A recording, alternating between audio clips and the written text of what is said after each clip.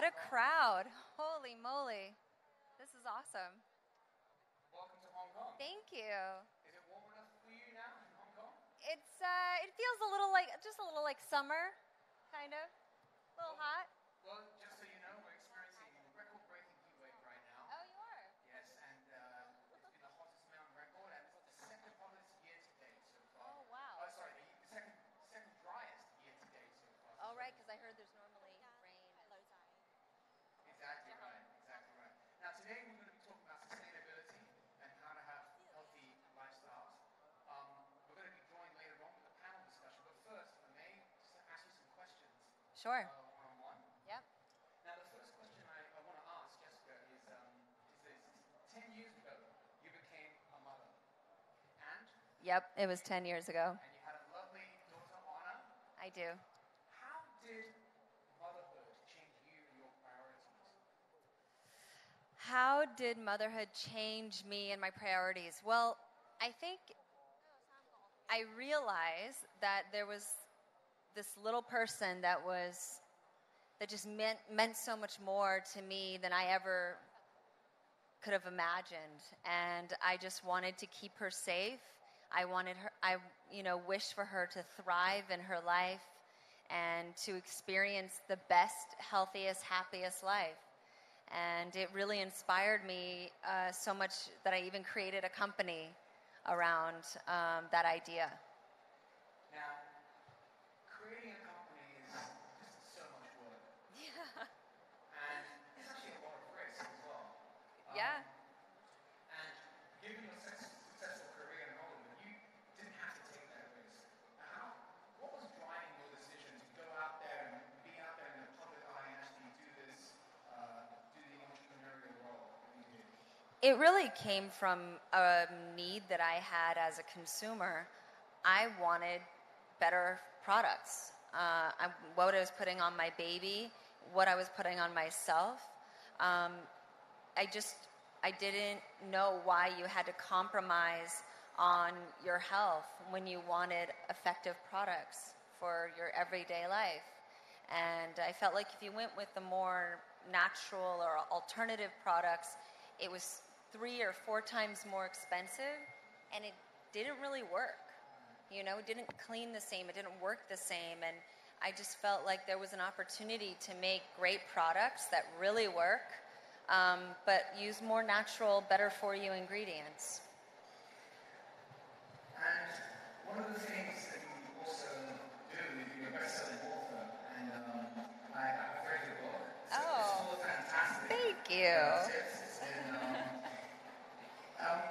And what I love about the book is that you write from the heart. You write in this way that cuts through for want of a better word, BS. Right? You really give practical advice.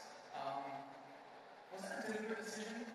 Yeah, I think my journey into wanting to live a healthier and happier life and wanting more natural ingredients, it was authentic, and I didn't know how to shop around the issue, and I was confused myself, like, what does eco really mean? What does green really mean? What is better for you or safer choices? What does that mean?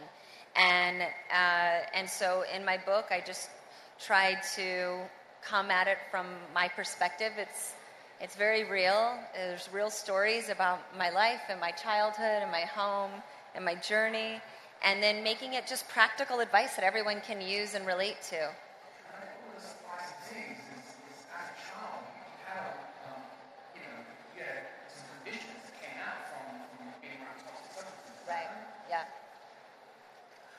And the story that I like is when you were young, you were in your teens and in your early 20s, you were championing many causes.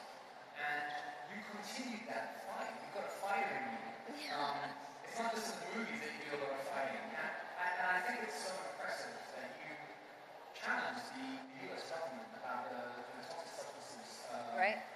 I lobbied for, legislative reform around chemicals and the use of chemicals, and basically wanting companies that use these certain chemicals to test them for safety before bringing them into the marketplace. Very similar to Europe. So they have to test a chemical for safety before they're even allowed to put it in a product and sell it to you to make sure that it's safe. In the U.S., we don't have that same standard. And so I just was hoping to raise the standard, and I didn't. But you know what? I created a company that has that high standard, and people are voting with their pocketbook. They're voting with their wallet, and they're choosing the honest company. And that really is how, I think the industry will change, is if you can create a company and you take real market share from the big players, then people are going to notice you, and people are going to start to change the way that they formulate and the way that they do business. Absolutely. And did it surprise you how hard it would be to kind of rail against the institutions in place? I think anytime you're challenging the norm or the status quo, it's gonna be an uphill battle, but it's a battle worth fighting, especially when you're thinking of human health and babies and moms and, people wanting to... It's hard to be happy if you're not healthy. Absolutely. Let's put it that way. And at the end of the day, I think everyone just wants to be happy. Absolutely right. Well, absolutely. Well, at this stage, I think we'll invite on some panelists and we can continue the conversation. All right, great. So, ladies and gentlemen, our first of our panelists is Mr. Richard Ekebus. He's the culinary director of the landmark Mandarin Oriental. He's the genius behind Alba Restaurants, and that's a restaurant that's consistently made Hong Kong Tatler's tea dining top 20. Welcome, Richard. Hi, I loved your restaurant. Our second panelist. Thank you. Is Miss Shari Ross. She's the co-founder and director of Revive Hong Kong. And that's the top place, the top wellness center for IV treatments here. And she's also the former editor-in-chief of Hong Kong Tatler. Welcome, Shari. And last but not least, we have Mr. Luke Grana. Luke is the CEO and the founder of Grana, which is an ethical clothing brand that's disrupting the industry. And Luke's commendable efforts have earned him a place in the Generation T of Hong Kong Tatler. Thank you. So, Jessica, let me ask, both as an actor and an entrepreneur, you've achieved the goal that we all strive for, and that's really to turn your passion into a profession. What's more, with the Honest Company, you've built purpose into the business. And how important was it for you to do that? Well, I think if you create a business these days, people just expect you to do better. And having a social, we call it social entrepreneurship. And I think that's just the modern way of doing business, is tying it back to an issue that's bigger than you as a business. And so we actually donate product to families in need who can't afford basic essentials. Millions and millions of products we've donated since day one. And we also fund research that really uncovers certain chemical exposure in pregnant women and how it affects their baby's health. And our first bit of research was done around autism and what chemicals mom is actually exposed to while she's pregnant that could lead to autism, which we all know is a rising issue with children today. And so, I think it's just embedded in our business model. And I feel like if you're going to do good in business, you should also give back. They should go hand in hand. Absolutely. Shari, you're a mother of two. This obviously resonates very, very strongly with you. You've also pivoted. You were in luxury marketing, you were in editorial, and now you've turned your passion into your profession, and that's with Revive. Please tell us more about that. Well, firstly, I'd like to say thank you very much for having me. Thank you, Jessica, Richard, and Luke, and Sean. I don't think I ever started off as, somebody who had a plan or who knew exactly what they wanted to do, or, straight out of university, and then I'd get my first job. I pretty much started in communications, as you mentioned, and luxury brand development, etc. And my passion and profession really came out of luck, destiny, and necessity. I think, more than anything else. So living in Hong Kong is a very stressful environment. Everybody's going at 110% every day. We eat out at least twice a day. Everybody is, exposed to environmental toxins. So, essentially, I live quite a healthy life. Vitamins, eat organic, clean, very, conscious of where I buy my vegetables and my meats, etc. But regardless, if you are living in Hong Kong, you're flying, you are under stress. So about 2015, my husband and I were in London. A friend of ours actually suggested that we try IV hydration. We were there, went to a beautiful clinic in Knightsbridge, and I was a bit skeptical, actually. In fact, I was quite skeptical. And I was like, oh, okay, fine, I'll go in. Very, very stressed out. Went in, had this, what I'd say, miracle elixir, so to speak. And within 35 minutes, I felt relaxed. Perhaps it was the magnesium, the vitamins, whatever it was. My eyes were clearer. Everything felt different. I felt well. I'm not sure if any of you have felt well in a long time, but I felt well. And this is when, actually, both of my husband and I, we took a step back and said, okay, this is something we can do. And for me, it's something that I wanted to bring to Hong Kong. So in 2016, together with our partners, Jenny and Rich, we brought Revive to Hong Kong, and it was the first global elective hydration clinic here. It is, for us, Revive is about wellness.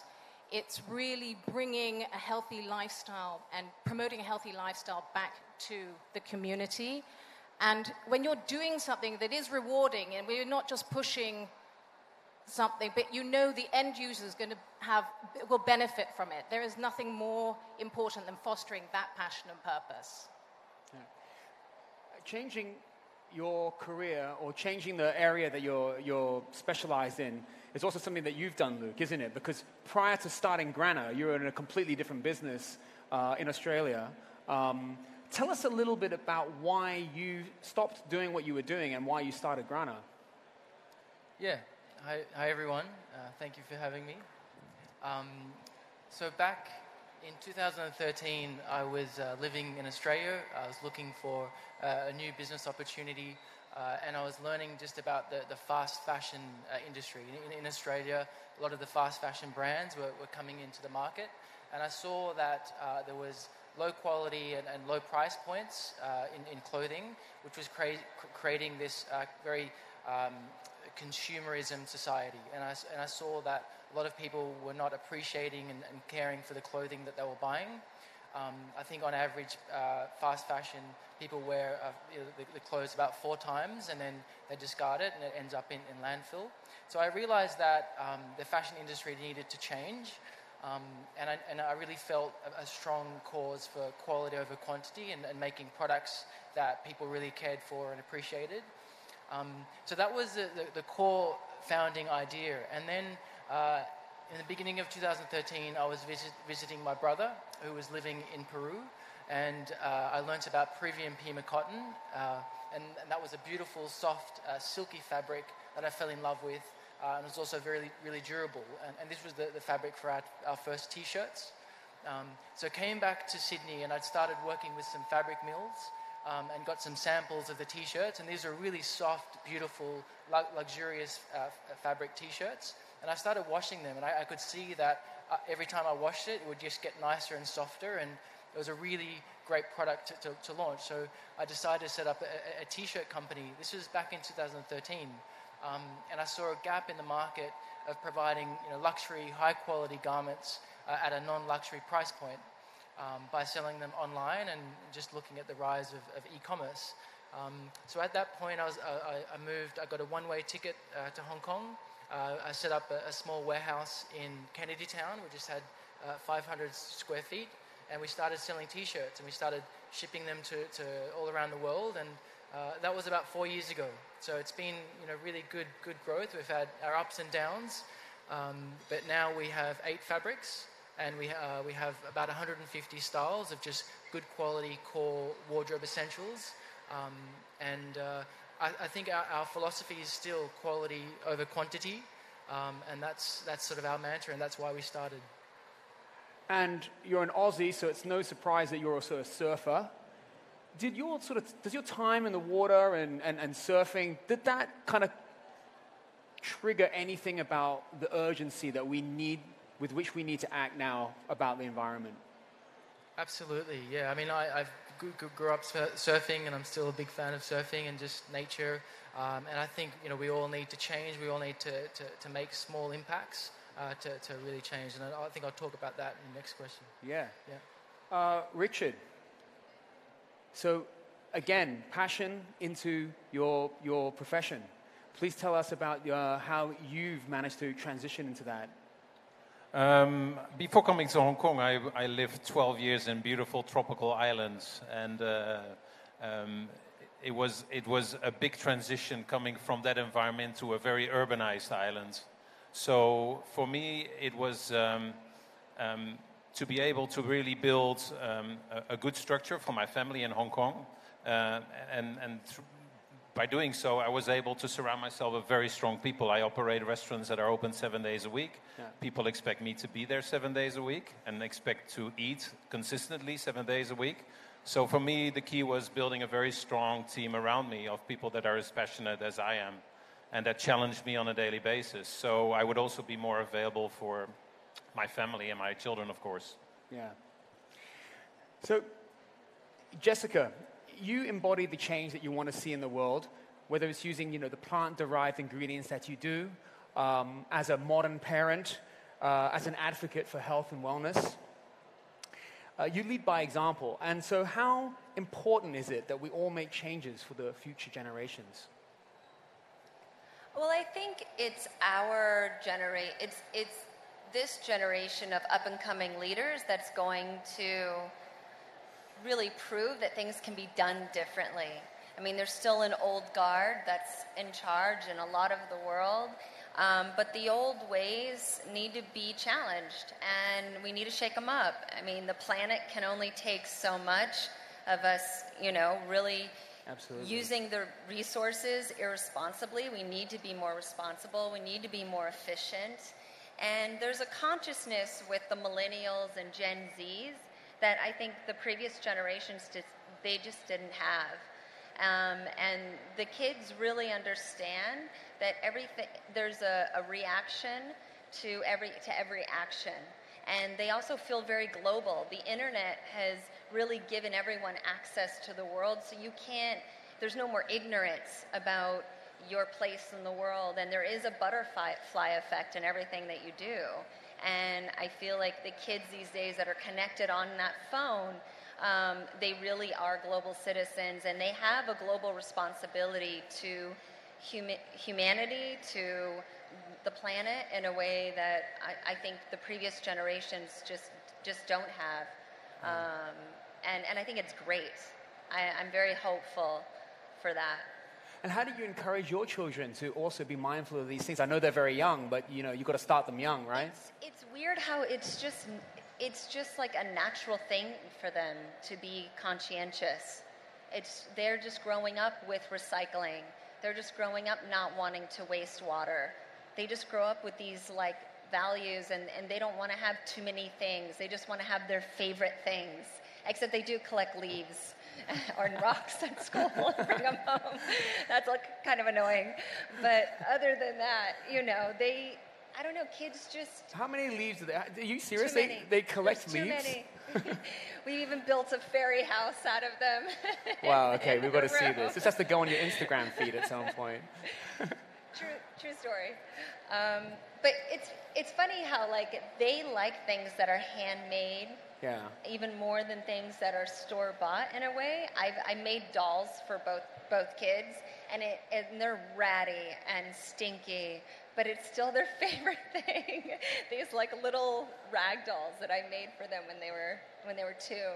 And a lot of those things that you do, you've got a lot of tips in your book, actually, which outline... Yeah, lots of DIYs and things. And it allows you to have your little personal touch. Absolutely. Yeah.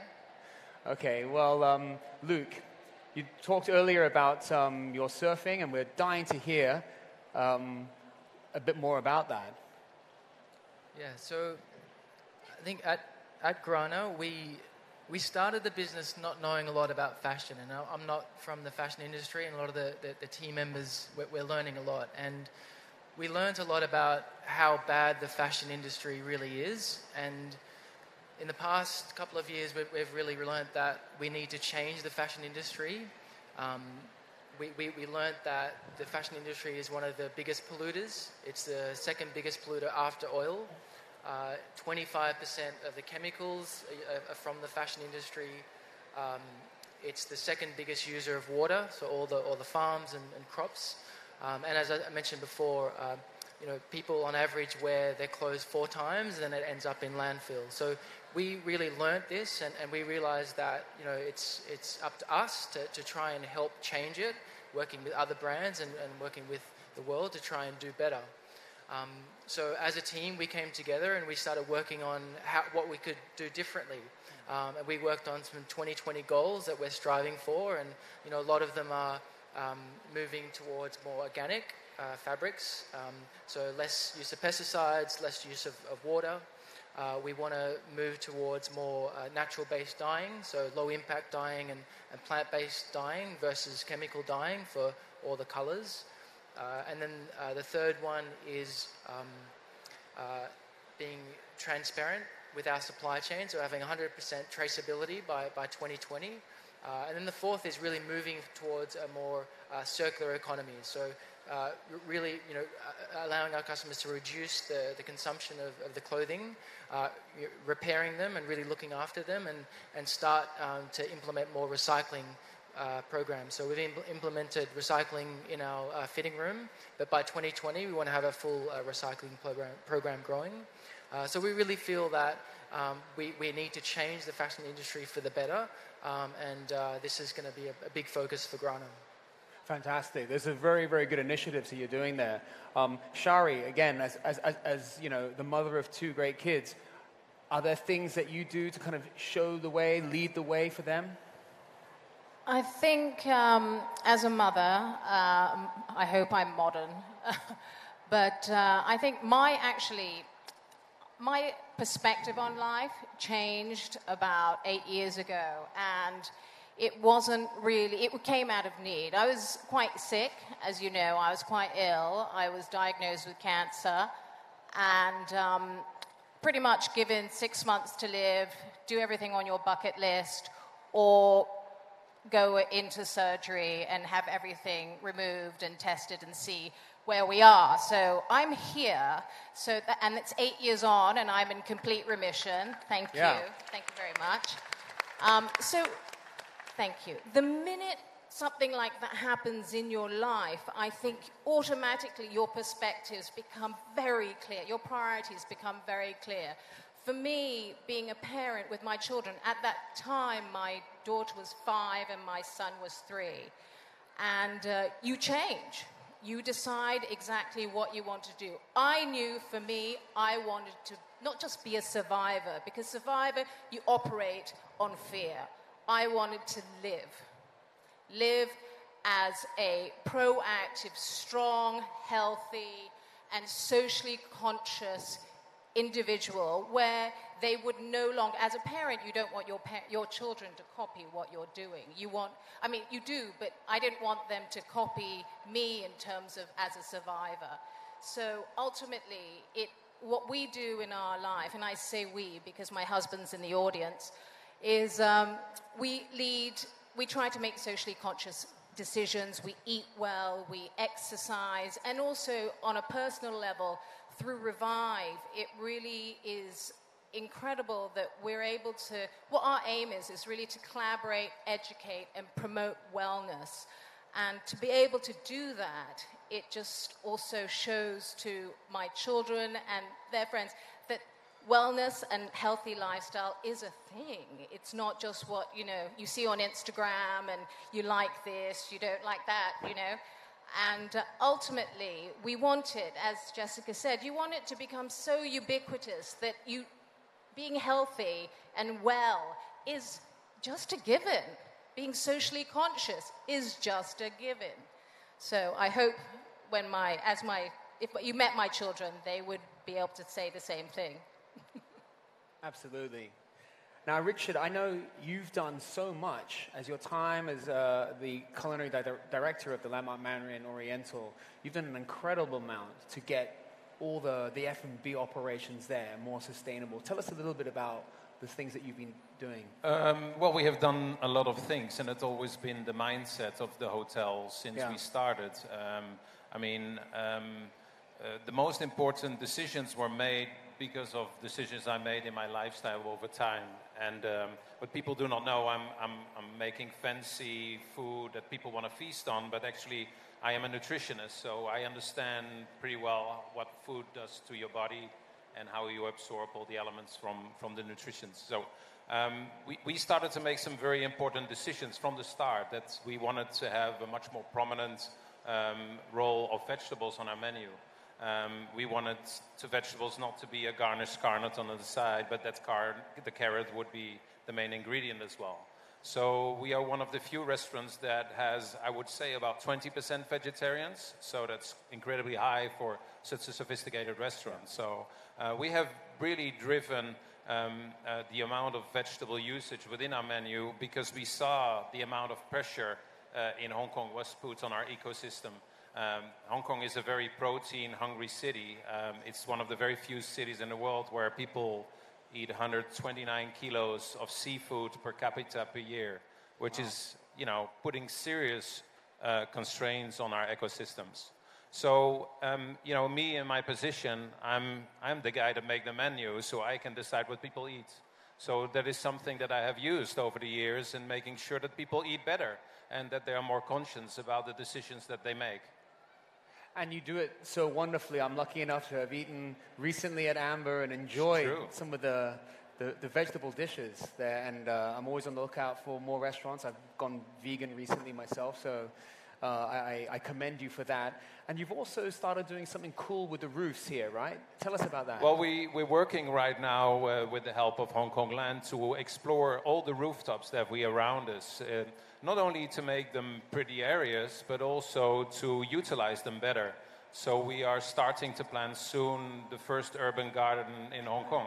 So the aim is to fulfill the needs of our restaurants for small vegetables, flowers, garden herbs. And by doing so, we reduce the carbon footprint. We have an ability to recycle all the organic waste that we produce as a restaurant. So we make full circle. We are able to use the leftovers from the coffee machines and so forth. There's many ways of using our waste elements.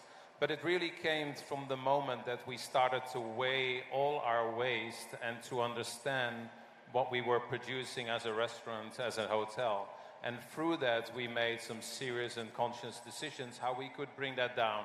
And the rooftop garden is our aim to reduce carbon footprints, reduce waste outputs, but also to reduce single-use plastic with all these beautiful small vegetables. As you go to City Super and Great, they're beautifully packaged in small little plastic baguettes. And all that ends up in our landfills. And everybody in Hong Kong know how much of that is an issue. And some of that even ends up in our ecosystem. And we now have proof that actually particles of that plastic are coming back in our food chain and basically back in our bodies. Which is the irony of it all, is that we're actually polluting our own bodies. Just listening to each of you and all the work that you do, I think the question we need to ask is, when you try to do everything, you try to be a great parent, and you want to make impact in the world, and you want to have your wellness and make all those changes, and watch all those documentaries that we need to watch on Netflix. How do you find balance in this world, Jessica? How do you find balance? I don't know if that's possible. I'm always really stressed out. No, I think balance. I think it's about figuring out where your priorities lie, and then every day deciding where you want to focus your time. There's only so many hours in the day. I wish I could clone myself and, do it all, but I can't. So I just try to tackle each day at a time. And when my kids need me, I'm there. They're my priority. If they're happy and they're good with me going to work and doing that, then it frees me up and gives me space to do that. But to be quite honest, my kids are my priority, and they're really for me, the barometer on how my day is going to go, and then I just go from there. Because we don't have, as long as all of our lives are, we don't have a lot of time here. So I feel like you should spend it with the people that you love the most, and do the things that make you the happiest. For a lot of us, it is work. We really enjoy working, but I think it's important to also find other things to indulge in as well, like family or your friendships, things like that. Well, as the founder of Honest Company, which is $1 billion company, you can't get to that without incredible amount of work. And how do you manage the stress? What are the things that you do to really just calm down from a crazy day? Well, I actually started the company 6 years ago. It feels like a lifetime ago at this point, because I grew up ill, and my mother actually had cancer when I was 2, and she had to have a full hysterectomy when she was 21 years old, and my aunt had cancer, my grandmother, my great-grandmother, everyone in my family had, and then I had really bad asthma and allergies, and I was in the hospital a lot. And so for me, health and wellness is just part of living a better life and making conscious decisions. And so I built a company around it, but then when it comes to me trying to get through the day and incorporate it, even though I know it's good for me to exercise or to meditate, sometimes it's hard to prioritize that time. I think you just have to really focus around what makes you good. And I know if I work out 3 times a week, I'm going to be good. I also know that I need to have that glass of wine a couple times a week as well in order for me to be good. So it's just understanding the thing that makes you feel okay and decompress. Cuddles with my kids is almost as good as a 20-minute meditation. Absolutely. So I think it's just kind of knowing what makes you tick. And once they're all sleeping, and that's the moment. That's the moment you break out the wine. Exactly. Shari, does this resonate with you? How do you get your balance? Loud and clear. I think ultimately, I used to have a blog in Hong Kong, and it was all for mothers and parenting. And ultimately, I always asked them, can we have it all? And for some reason, in Hong Kong, we have a whole group of incredible women and who are incredibly entrepreneurial, super high achievers, and all of them would say, yes, why the not? So, and I think the real reason they say yes is because, number one, we do have help in Hong Kong. Hong Kong's a very, very efficient city, but it's also a matter of how you measure success. If you're trying to balance marriage, we all know it's amazing, but it's a journey. Children, my husband's there, so children are, of course, always a joy, whether they're, having tantrums on the ground or being angelic, always a joy. Now, in terms of success professionally, as I said, it's how you measure it. So it's not, for me, necessarily financial. Although that's also very nice, don't get me wrong. But also, I think it's really important that you measure, it's a journey. And where, for me, it's a journey of collaboration, education, and promoting wellness, either through Revive or the Hong Kong Adventist Hospital Foundation, of which I'm part of. And I'm spreading that message. So if the message day by day is being spread, then I feel I'm one step closer on that rung to success. Meanwhile, I'm pulling my hair out. I'm probably walking out in pajamas. But, you know, we try. Well, I'm glad you find screaming child a joy, because next time my kids are having a meltdown, I will send them right over to Auntie Shari, if I may. Okay, Luke, how about you? What do you do to relax and get that stress level down, get those cortisol levels down? Yeah. So, I mean, startup life is, it's ups and downs. It can be very, very stressful. I think at Grana, like my work life, I'm very passionate about the brand, so I don't always feel like I'm working. It's a big passion for me. But, you know, I've been working on it for 4 years now, and first started just packing the boxes and answering the customer service calls, and I was, exactly. So you felt like you were, you know, doing everything, you were there in it, and, you know, now we've been able to grow. We're still growing slowly, but, we have 50 team members now, and, you know, trying to create a structure where, you know, there's leaders in the company, and we've got a really strong culture, and I can actually start stepping back now and give the team trust and support them the best that I can. I think that's really important to get that balance in the work life. But then personal life, I mean, I think Hong Kong is just an amazing city for that. I think it's fast, it's dynamic, there's a lot of urgency. People are doing some amazing things here, but it's also got the island, it's got the beaches, so it reminds me of Manly Beach sometimes. It's the fast and slow life. So, you know, just get out hiking as much as I can, swimming, surfing, travel is important. Well, Richard, I'm not going to ask you the same question, because I would ask it the other way around. How do you keep up your energy levels? Because I know you're everywhere, even between rehearsals and now. You went back to the kitchen and oversaw all the operations there. So how do you do it? Are you eating plant-based diets? No, not at all. I'm not a vegetarian, yet I eat a lot of vegetables. Yeah, Hong Kong is very demanding city. It's a very highly paced city. It can be a draining city as well. So for me, it's very important that I have great emotional time with my family. And that is not a lot in quantity, but it is very high in quality. And I think that is where people sometimes have it wrong. I think it's all about the quality.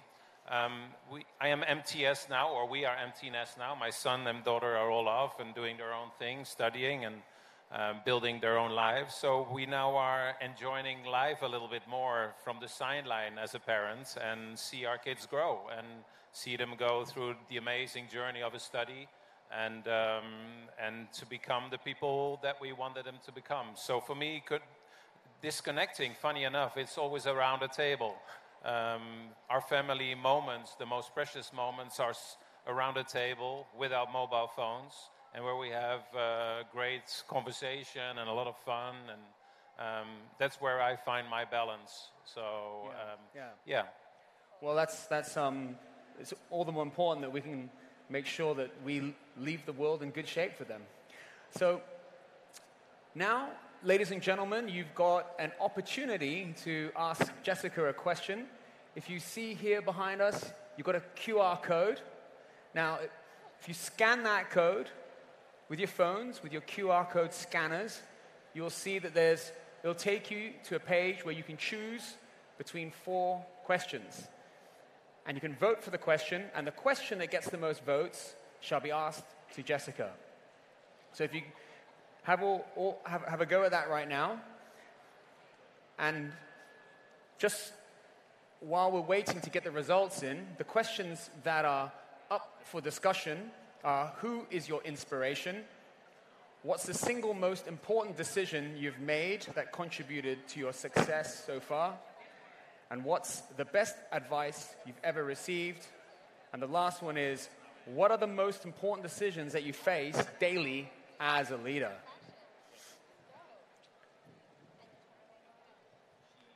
Okay. Are we ready for the results?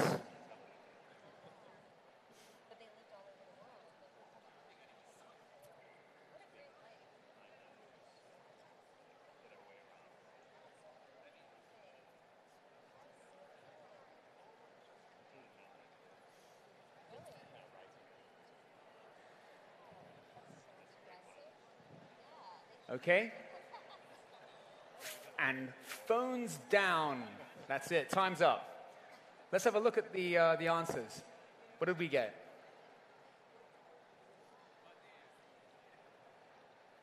Okay, it's the third question. It's the third question. What's the best advice you've ever received, Jessica? Oh, that's a tough one. I'm going to say surround yourself with people. Let's put it this way. Don't try to be the smartest person in the room. Always be curious and try to surround yourself with people who are smarter than you.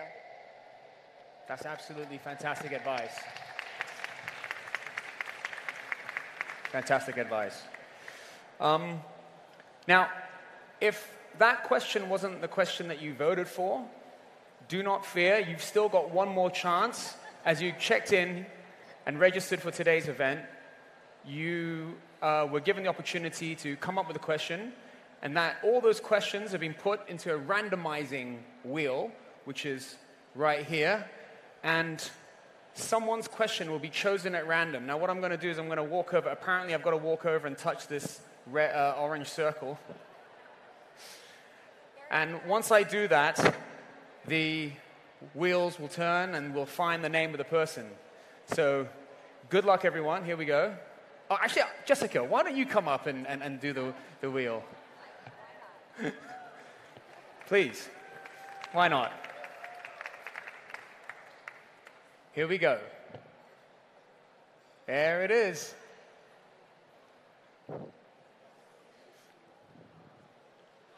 Antonia de Cruz. Antonia, where are you? Oh, okay, you're right over here. Let's get the microphone to Antonia.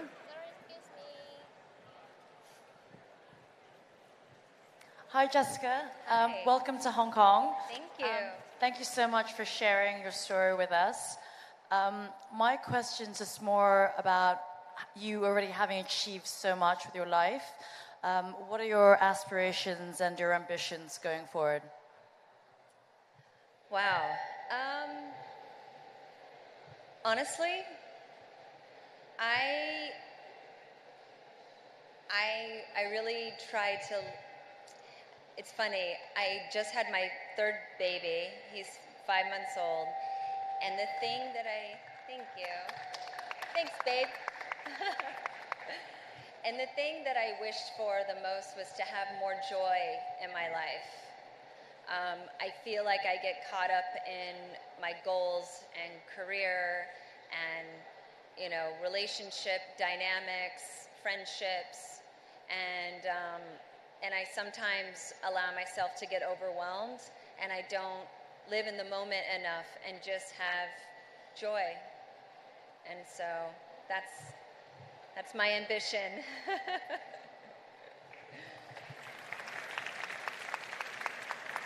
So, we've come to the final question of the evening, and I think this is the question that really is the crux of the issue that we're talking about today.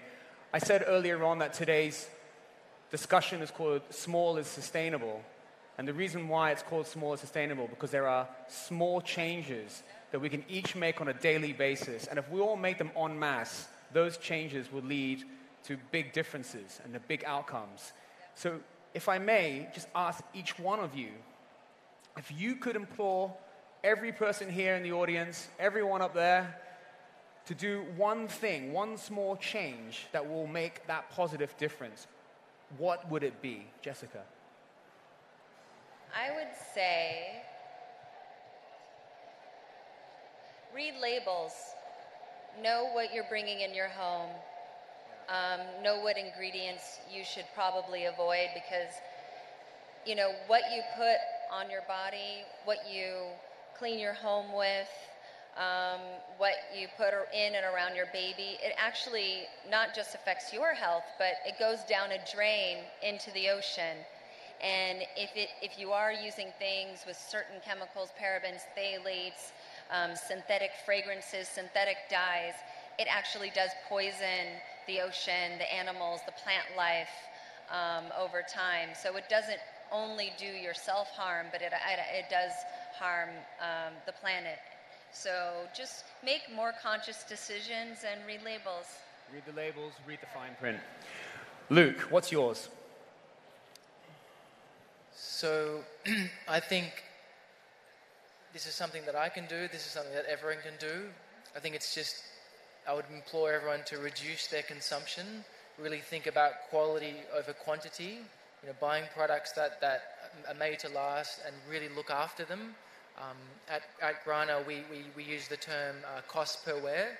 So, for example, you can buy a fast fashion sweater for $20 and you get 4 wears. So it costs about $5 per wear. Or you can go and buy a luxury garment and spend $200, but you get 100 wears. It's a more durable, it's a durable garment. So it ends up costing you $2 per wear. So we really believe in quality over quantity and really choosing products made to last. Shari, what's the one small change that you would like everyone to make? Be a part of the preventative health narrative. Empower yourself with knowledge about what you need to do, how you can live a more active lifestyle, and ultimately invest in health. It's your one biggest luxury. Richard, what's your advice? I would advise people to stop buying plastic bottled water for the simple reason that in Hong Kong only we produce about 5.2 million plastic bottles a day, which is unsustainable. We use about 120 kilo of single-use plastic, every single member of this planet in this year to come. And it is not sustainable. We have proof that, as I mentioned, that these plastic particles, so plastic is 100 years old, a little bit more than 100 years old, but every single part of plastic that have been produced over these 100 and so what years is still in somewhat shape or form on this planet. And these particles, plastic breaks down over time into small microparticles, and they basically ending up in our food chain. They're in the beer we drink, they are in the water we drink, they are in the sea salts we sprinkle over our fish. So it is a real problem. And I think that is one of the most important things where people have to start. So build yourself a good filter system, or you buy yourself just a filter jug. Tap water has minerals in it, and these filters remove all the nasty stuffs for you. So water should not be transported from Tuscany to Hong Kong anymore. Absolutely. And in addition to water bottles, would you add lunch boxes to that? Well, I'm very glad you said that, because Landmark actually want to help all of us here to make that one small change. And starting today, Landmark will be providing lunch boxes to all of us tonight and to all of you. And this is part of a campaign. You can take that lunchbox to any of the participating F&B outlets, and you'll get a $5 discount on your bill, and they will make a $5 donation to the Green Earth charity, which is a fantastic charity. It's new, it's 2 years old. Yeah. This organization is promoting a less consumerist lifestyle and a more sustainable lifestyle. So, as I said, we're all going to get one of these fantastic lunch boxes, and they come with a tote bag, which has been designed in conjunction with you, Jessica, so we're very happy to get that extra tote bag to go with it. We can carry it around town with us. And now to present all of us with one of these lunch boxes, I'd like to invite onto the stage Mr. Raymond Chow, the Executive Director of Hong Kong Land.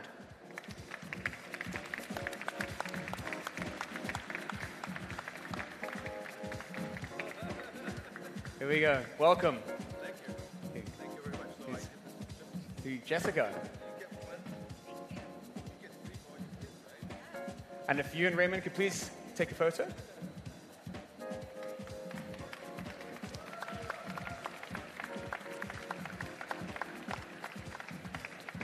And now may I ask all the other panelists to join the photo as well. Now, these lunch boxes, ladies and gentlemen, will be available should you want to get another one for a friend or a family member. They will be available at the vending machines on the property and also at Code Lab, which is just upstairs over there. So here we are. We've got our lunch boxes. We're not the Fantastic Four, but the Fantastic Five. And we'll get our photo.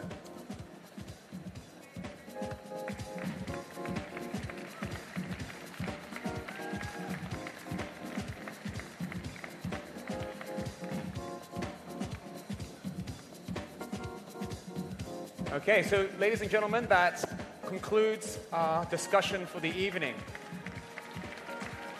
May I get a round of applause from Miss Jessica Alba?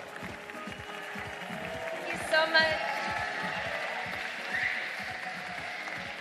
And also for our panelists, Mr. Richard Ekibus, Ms. Shari Ross, and Mr. Luke Branner.